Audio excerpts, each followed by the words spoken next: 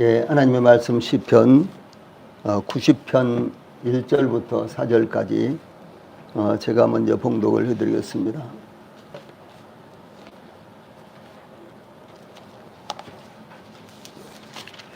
예, 하나님의 말씀 시편 90편 1절부터 4절까지입니다. 제가 봉독을 해드리겠습니다.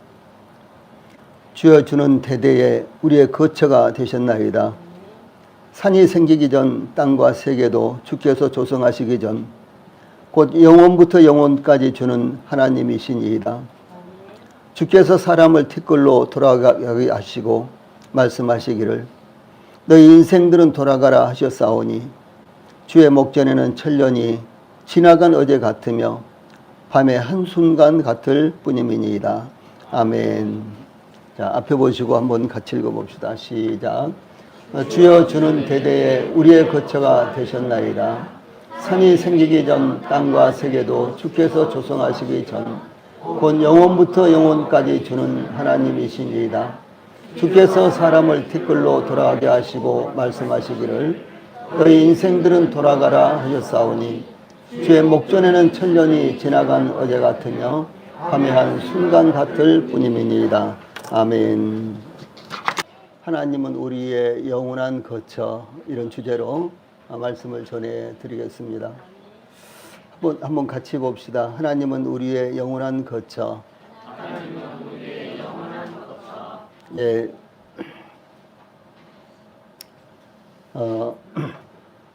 2023년도 어느덧 마지막 날, 마지막 주일이 되었습니다. 교회적으로는 특별한 상황은 없었습니다만 우리 성도들은 금년에도 다양한 일들을 겪으면서 한 해를 지내셨습니다.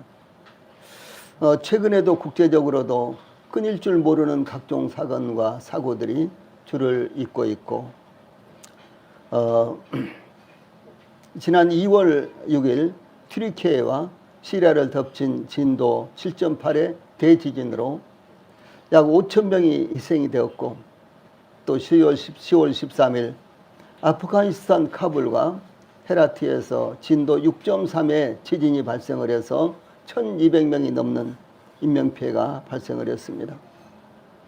또한 12월 18일 가까운 중국 깐수성에서 발생한 5.9도에서 6.1도에 계속된 지진으로 인해서 최소 150명이나 사망을 했습니다. 예, 그 외에도 1년 동안 일어난 지진들을 보면요, 이루 셀 수가 없을 정도로 지진들이 많고 2025년에는 백두산이 폭발한다고 이런 소문이 지금 자자하게 나오고 있는데 심지어 백두산 천지의 물이 상당히 뜨거워지고 있답니다. 예, 그래서 지금 백두산이 폭발할 때가 가까웠다라는 것을 거의 기정사실화하고 있는 것이 지금 지질학계의 이야기입니다.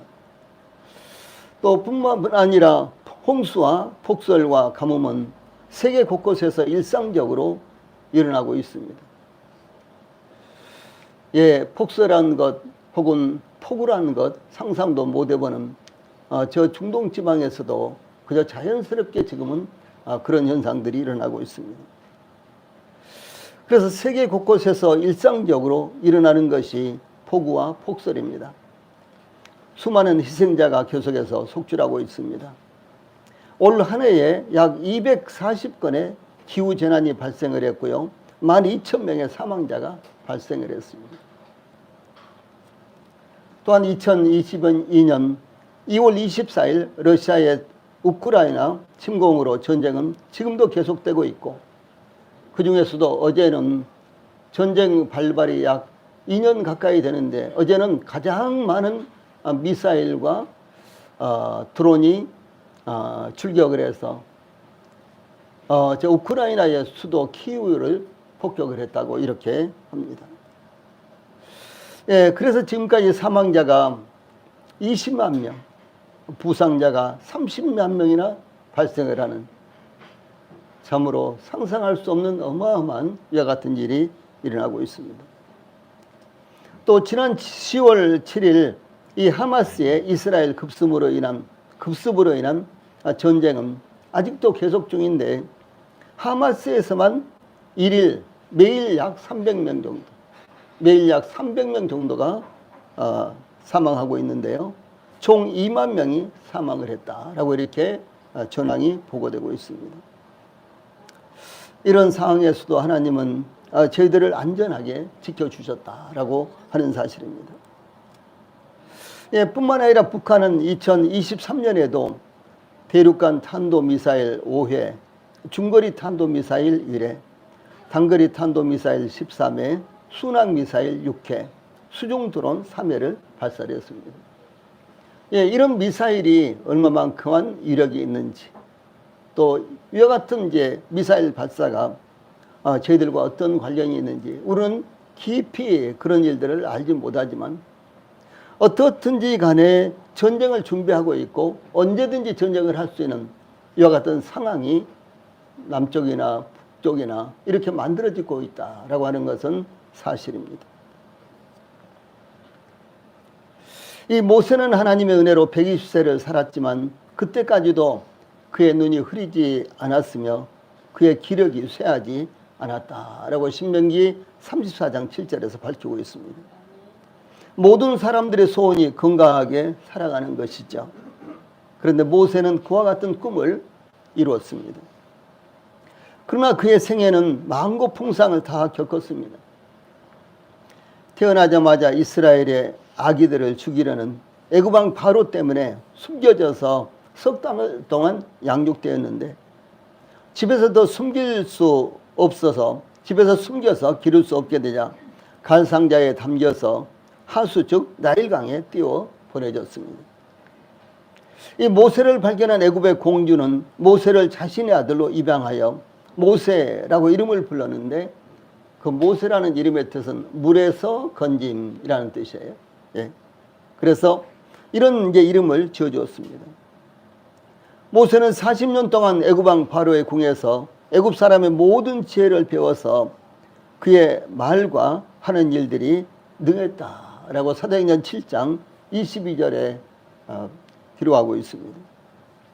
모세의 나이 40이 되었을 때 그의 형제들인 이스라엘 사람들을 돌아볼 생각을 하였는데 이스라엘 사람 한 사람이 원통함을 당하는 것을 보고 그를 압제하는 애굽 사람을 쳐 죽이므로 사도행전 7장 25절에 보면 그는 그의 형제들이 하나님께서 자기의 손을 통하여 모세를 통해서 구원해 주시는 것을 깨달으리라고 생각하였으나 그 이스라엘 백성들은 그것을 깨닫지 못하였더라 이렇게 기록하고 있습니다. 즉 상황은 모세가 생각했던 것과는 다르게 전개되었습니다. 그 일로 말미암아 모세는 바로 앞을 떠나 미디안 광야로 도망을 쳐서 이 40년을 이드로의 약물을 치는 목동으로 세월을 보냈습니다. 그의 나이 80이 되었을 때 하나님의 부르심을 받아 애굽에서 노예 생활을 하는 자기 백성 이스라엘을 구원하기 위해서 애굽으로 돌아가 40년 동안 하나님의 능력으로 이스라엘을 요단강 건너편까지 인도를 했습니다. 모세는 요단강 근처에 있는 누보산에 올라가서 하나님께서 이스라엘의 조상들에게 약속하신 기업의 땅, 곧 젖과 꿀이 흐르는 땅을 바라보면서 그의 생애를 마쳤습니다. 이 모세의 생애는 파란만장했지만 하나님의 능력과 인도로 이루어졌습니다. 우리 교회 모든 성도들도 모세의 생애처럼 파란만장할지라도 하나님의 능력과 인도하심으로 이루어진 생애를 사시기 바랍니다. 이 모세는 그의 생애를 마칠 무렵쯤 하나님께 여기 시편 90편이라는 이와 같은 기도를 올렸습니다. 그래서 시편 90편은 모세가 하나님 앞에 기도 올린 것을 기록한 이와 같은 시편입니다. 본 시편을 통해서 제일 먼저 1절에는 하나님은 우리의 거처입니다 라는 이런 내용이 나옵니다. 모세는 그의 기도에서 제일 먼저 주여 주는 대대에 우리의 거처가 되셨나이다 이렇게 기도를 했습니다. 주여 주는 이라는 이제 호칭은 하나님을 가리키는 것으로서 하나님이 주권자이시며 주인이시며 소유자이시다라고는 이와 같은 고백입니다. 모세는 120년을 파란만장한 정말 모든 것들을 겪으면서 이렇게 살았지만 그의 생애 가운데 하나님은 나의 주인이야. 내가 나의 주인이 아니라 하나님이 나의 주인이야. 이렇게 그의 생애를 사셨다라고 하는 사실입니다. 이와 같이 모세는 하나님이 주권자이시며 주인이시며 소유자이시다라고 하는 것을 고백합니다. 이와 같이 모세는 하나님을 그의 주권자이시며 주인이시며 소유자이시라고 믿고 여기고 살아왔으며 이 자신뿐만 아니라 우주와 보이는 것과 보이지 않는 것까지도 하나님이 그 주권자이시며 그 주인이시며 소유자이시다라는 이와 같은 믿음을 가졌던 것입니다. 또한 그 다음에 보면 대대예라는 이런 말씀이 나오는데 이것은 세대와 세대예, 즉 하나님이 모든 세대에 걸쳐 거처가 되었다라는 고백이요 증거였습니다. 모세가 저 애굽에서 태어날 때도 바로의 궁에서 40년을 살 때도 광야에 나와서 40년을 또 살 때도 그리고 이스라엘 백성들을 인도하는 이제 공적인 사역을 40년 동안 할 때도 동일하게 하나님은 그의 하나님이셨으며 그의 거처가 되었다라고 하는 사실입니다. 이것은 하나님은 영원 불변하시는 분이시라는 것을 뜻합니다. 모세는 120년을 살았지만 그의 생애 동안 그의 곁에서는 수많은 사람들이 오고 갔습니다. 120년 동안을 살 때, 그가 살아있을 때 태어나서 또 살다가 죽은 사람들도 모세는 수도 없이 많이 봤고, 그렇습니다. 그의 누이 미리암도 이제 모세보다 먼저 떠났고, 또 형 아론도 떠나는 내용이 민수기 20장에 나타납니다. 그를 반대하며 이 대항하던 자들도 떠났으며 대적들도 떠났습니다. 그러나 하나님은 120년 전이나 지금이나 조금도 변함이 없었다라고 하는 것이 모세의 경험을 통해서 나타나고 있는 것입니다. 사람은 태어나서 살다가 그리고 떠나고 또 다른 사람들이 또 태어나서 살다가 떠나고 이런 일들을 반복하지만 하나님은 영원 불변하시다. 조금도 변함이 없으시다. 라고 하는 것이 모세의 경험을 통해서 나타나는 것입니다. 그래서 산천도 초목도 사람도 환경도 변하지만 변함이 없는 것은 오직 하나님이시다. 대대의 하나님은 동일하신 분이시다. 라고 하는 사실입니다. 그 다음에 여기 거처라는 말씀이 나오는데 이것은 거주지, 처소를 의미합니다. 저희들이 살고 있는 곳, 그것을 가리켜서 거처라고 이렇게 말하죠. 이 하나님의 처소인 성전, 하늘 혹은 들짐승들이 거처하는 동굴 이런 것들도 동일하게 거처라고 이렇게 말합니다. 그러므로 모든 존재하는 것들이 하나님께서 조성하신 장소에서 살아가고 있다는 것입니다. 이스라엘 백성들은 애굽에서 해방되어 에담 광야, 신 광야, 시내 광야, 바란 광야를 차례로 지나왔는데 홍해를 건너서 그 시나이 반도, 시내 반도라고 하기도 하고요. 시나이 반도를 이렇게 쭉 따라서 돌면서 이 4개의 광야를 거쳐왔습니다. 이와 같이 광야를 지내오면서 하나님께서 예비하신 쉴터를 발견하여 안식을 누리기도 했는데요. 바로 엘림이라는 이와 같은 장소였습니다. 그런가 하면 길이 좋지 않아서 불평하기도 하였지만 이 모든 것들이 다 하나님께서 예비하신 것들이었다라고 이렇게 회상을 하는 것입니다. 그러므로 이스라엘 백성들이 거쳐왔던 모든 지역과 장소들이 하나님께서 예비하신 거처였던 것입니다. 하나님의 백성들은 물론 지구상에 살아가고 있는 모든 사람들과 동물이나 식물들이나 존재하는 모든 것들이 하나님께서 조성하시고 예비하신 처소에 거주하고 있는 것입니다. 즉 의인도 악인도 모든 사람들도 짐승들도 하나님의 손 안에 거주하고 있는 것입니다. 하나님의 손을 떠나서 살고 있는 사람은 한 사람도 없어요. 그렇습니다.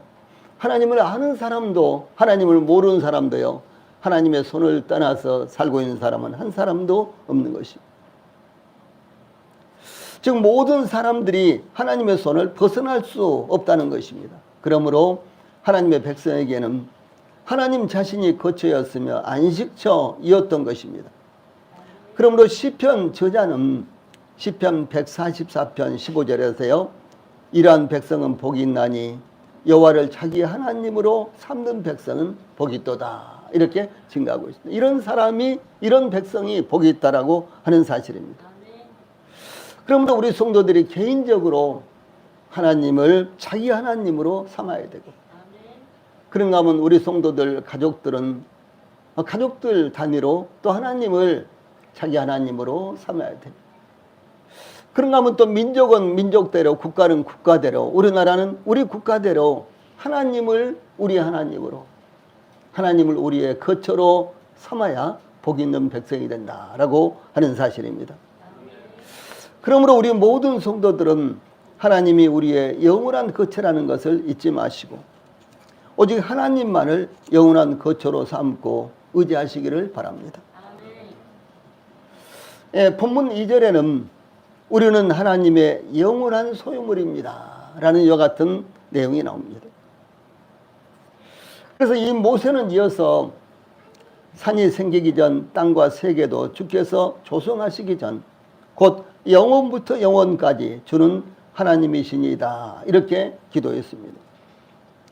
이 산이 생기기 전 땅과 세계도 주께서 조성하시기 전이라는 말씀은 하나님이 존재의 근원이시며 존재의 근본이시며 영원전부터 존재하시는 분이시다라고 하는 그런 의미입니다. 인생들과는 달리 또한 짐승이나 변화무쌍한 세상과는 달리 산이나 땅이나 세계는 언제 봐도 그대로 그 장소에 변함없이 존재하고 있습니다. 그렇죠? 저희들이 제가 태어났던 이와 같은 우리 시골 고향은요, 예, 앞은 쫙 이렇게 들이 퍼져 있고, 그리고 들 끝에는 약 2km 정도 되는데 거기서부터는 또 바다가 이렇게 이어져 있어요. 그런데 저희 마을 뒤쪽에는 병풍처럼 산이 상당히 높은 산들이 쫙 이렇게 병풍처럼 여러 산들이 이렇게 우뚝우뚝 솟아 있습니다. 제가 어렸을 때는 그 산이 너무너무 높아가지고 예, 올라가지도 못하고 쳐다만 봤는데요. 제가 고향을 떠나서 이제 성인이 돼가지고 시골 가서 보니까 별로 높지 않더라고요. 저희 집 바로 옆에 저수지에서 내려오는 큰 냇가가 있었어요.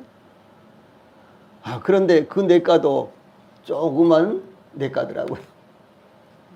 그래서 중요한 것은 변함이 없었다라고 하는 사실이죠. 그래서 자연은 여러 가지로 훼손이 되기도 하고 여러 가지로 또 변형이 되기도 하고 그렇습니다만, 그러나 전체적으로 봤을 때는 변함이 없습니다. 폭우가 쏟아지고 태풍이 불어오고 폭설이 내려서 뒤덮여도 항상 그대로 그 장소에 있는 것입니다. 수많은 사람들에게 짓밟혀도 변하지 않는 것입니다. 그러므로 산과 땅과 세계는 영원한 것입니다. 그런데 하나님은 산과 땅과 세계가 생기기도 전부터 존재하시는 분이시다라고 하는 사실입니다. 모세는 이스라엘을 향해서 신명기 32장 18절에 너를 낳은 반석을 내가 상관하지 아니하고 너를 내신 하나님을 내가 잊었도다 이렇게 증거하고 있습니다. 즉 하나님께서 이스라엘을 조성하셨으며 그 땅에 거주하게 하셨다는 것입니다. 하나님은 이와 같이 모든 것이 존재하기 전부터 계셨던 분이십니다. 이스라엘을 조성하신 분도 하나님이십니다. 그러므로 저희들을 조성하신 분도 하나님이시며 우리 교회를 조성하신 분도 하나님이시며 저희들이 살아가고 있는 모든 환경을 조성하신 분도 하나님이시다라고 하는 사실입니다. 하나님은 이스라엘을 향하여 이사야서 43장 이사야입니다. 이사야서 43장 1절에 야곱아 너를 창조하신 여호와께서 지금 말씀하시느니라. 이스라엘아 너를 지으신 이가 말씀하시느니라. 너는 두려워하지 말라. 내가 너를 구속하였고 내가 너를 지명하여 불렀나니 너는 내 것이라. 이렇게 말씀하셨습니다. 하나님이 저희들을 창조하신 분이시며 지으신 분이시며 구속하신 분이시며 지명하여 부르신 분이십니다. 그러므로 너는 내 것이다. 이렇게 말씀을 하시고 선언하시는 것입니다. 이와 같이 하나님이 저희들을 창조하시며 지으시고 구속하시고 지명하여 부르신 분이시기 때문에 너는 내 것이라, 즉 우리가 하나님의 소유물이다 라고 말씀하신 것입니다. 이것은 우리가 어떤 유능한 인간의 소유물이거나 마귀나 귀신의 소유물이거나 우리 자신의 소유물이라고 할지라도 불행한 것입니다. 왜냐하면 모두 다 한계가 있고 제한이 있는 이와 같은 피조물에 불과하기 때문입니다.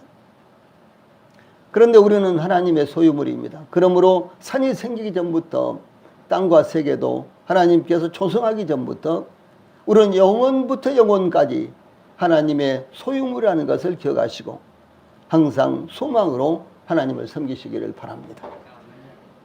행여 조금이라도 우리 성도들이 내가 가지고 있는 것이니까 그러면서 자신의 소유권을 하나님 앞에서 주장하지 않으시기를 바랍니다. 세 번째로 3절과 4절에서는 우리는 하나님께 돌아갈 자들입니다 라는 내용이 담겨져 있습니다. 이어서 모세는 주께서 사람을 티끌로 돌아가게 하시고 말씀하시기를 너희 인생들은 돌아가라 하셨사오니 주의 목전에는 천년이 지나간 어제 같으며 밤이 한 순간 같을 뿐임이다. 이렇게 증가하고 있습니다. 주께서 사람을 티끌로 돌아가게 하시고 말씀하시기를 너희 인생들은 돌아가라 하셨사오니 라는 말씀은 하나님께서 인생들을 티끌로 즉 흙으로 돌아가게 하셨다는 것을 말씀합니다. 또한 너희 인생들은 돌아가라 라고 말씀하셨다. 그래서 모든 사람들이 하나님의 말씀을 거부할 자는 단 한 사람도 없다라고 하는 사실입니다. 하나님은 우리 인간들을 흙으로 만드셨습니다. 창세기 2장 7절에는 여호와 하나님이 땅의 흙으로 사람을 지으시고 생기를 그 코에 불어넣으시니 사람이 생명이 되니라 라고 말씀하셨습니다. 그러므로 인간이 범죄했을 때 하나님께서는 너는 흙이니 흙으로 돌아갈 것이니라 이렇게 말씀하신 것을 의미합니다.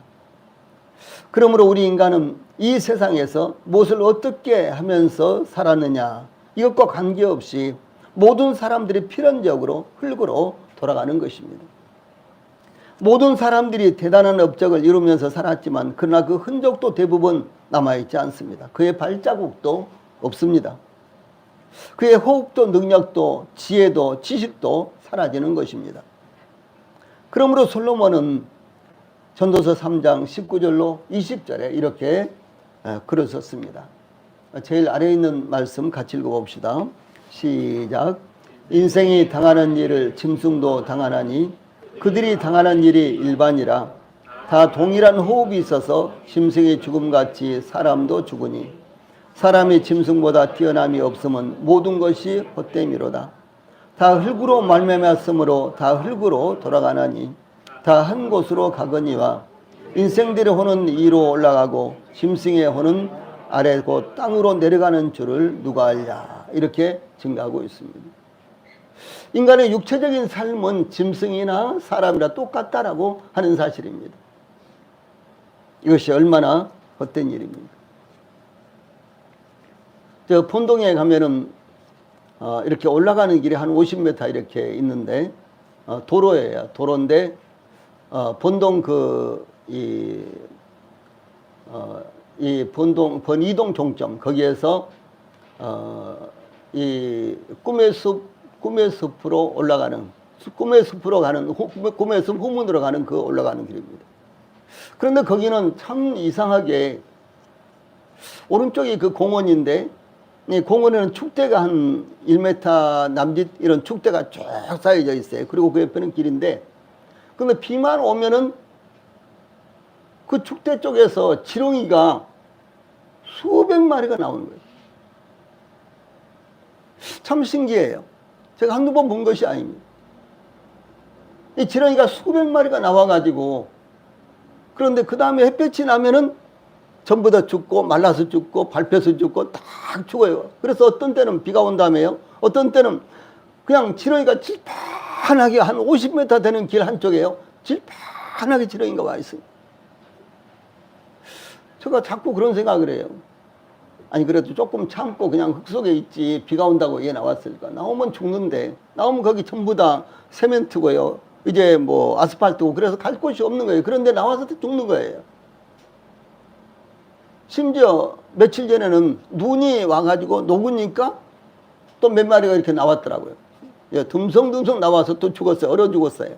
밟혀서 죽고요. 네. 예, 그 모습을 보면서 동물이나 사람이나 같듯이 이와 같은 미물들도 우리 인생들과 육체적인 면은 똑같은 것이구나 이런 생각을 했어요. 여러 번 제가 느꼈습니다. 참 한편으로 되게 불쌍하기도 하고 이들의 생애는 도대체 이렇게 해서 끝나는 것인가 뭐 이렇게도 생각이 들고요. 그러면서 우리 인간들보다 훨씬 더 고도의 지능이 있는 어떤 존재들이 저희 인간들을 보면은 이렇게 딱 보이겠지 뭐 이런 생각도 하면서요. 제가 그 길을 다녔습니다. 예, 이번 인생에 대해서요. 하물며 흙집에 살며 티끌로 털을 삼고 하루살이 앞에서라도 무너질 자이겠느냐 이렇게 묘사를 했습니다. 이 흙집에 산다라고 하는 것은요. 우리 육체가 흙으로 만들어졌다는 것을 의미합니다. 그래서 모든 사람들이 흙집에 사는 거예요. 이거 흙이에요. 흙. 그렇죠? 하나님은 흙으로 사람을 지으셨습니다. 그래서 이번 흙집에 살면서 그렇게 하는 것입니다. 예.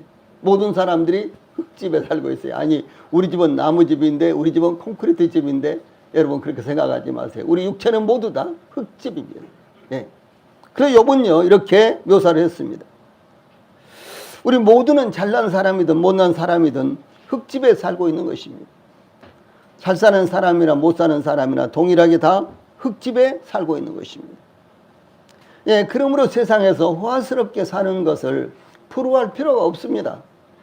그렇게 살지 못하는 것을 불행이라고 생각해서는 안 되는 것입니다. 왜? 다들 흙집에 살고 있기 때문에 그렇습니다. 또한 모세는 여기 4절에서 주의 목전에는 천년이 지나간 어제 같으며 밤의 한 순간 같을 뿐임이다. 이렇게 증거했습니다. 밤의 한 순간은 밤의 한 순간. 이것은요. 밤에 잠을 자다가 잠시 일어났다가 다시 잠드는 것과 같다는 것을 의미합니다. 우리 성도님들 지난 밤에는 여러 번 깼어. 뭐 그런 경우도 있죠. 예. 지난 밤에는 아주 숙면을 했어. 뭐 그런 경우도 있고요. 근데 잠을 자다가 잠시 깼다가 그냥 그 자리에서 자는 거예요. 이런 것과 같은 것이 우리 인생이다라고 이렇게 묘사를 한 것입니다. 그러므로 모세는 여기 시편 90편 10절에서 우리의 연수가 70이요 강건하면 80이라도 그 연수의 자랑은 수고와 슬픔뿐이요 신속기간이 우리가 날아가나이다. 이렇게 증거했습니다.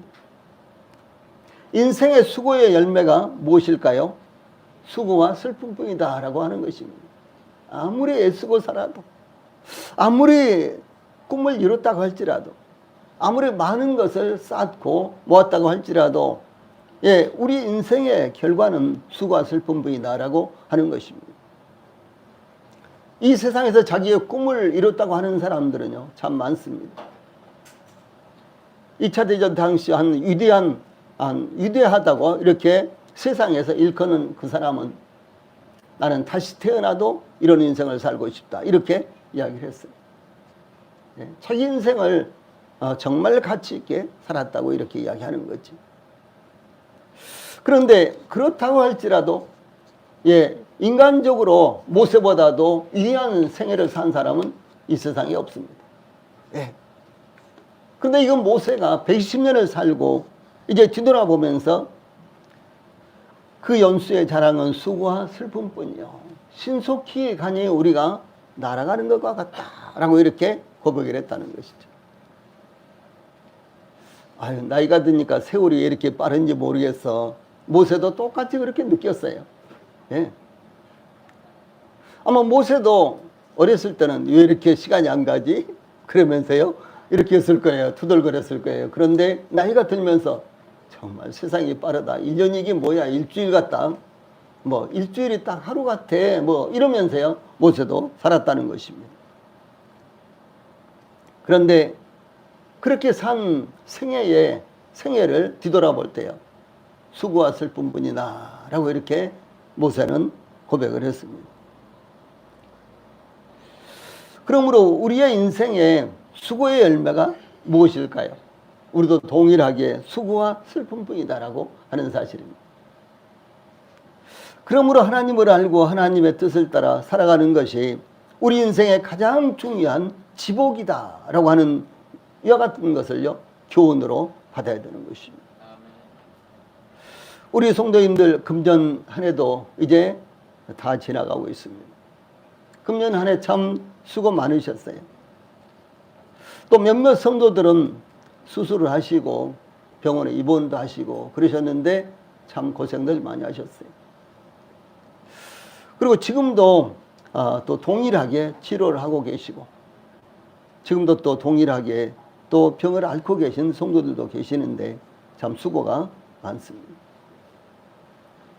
그러나 중요한 것은 하나님께서 여기까지, 지금 이 순간까지 오게 하셨고, 또 뿐만 아니라 복음과 진리 안에서, 예수 그리스도 안에서 거하게 하셨다라는 사실은요, 참으로 아름답고 귀한 것입니다. 예, 그러므로 우리는 또다시 대망의 새해를 앞두고 있습니다. 그러므로 하나님께서 말씀하신 우리 인생의 현실을 바로 알고 오직 하나님을 영광스럽게 하는 보람찬 새해가 되시기를 바랍니다. 찬송 부르시겠습니다.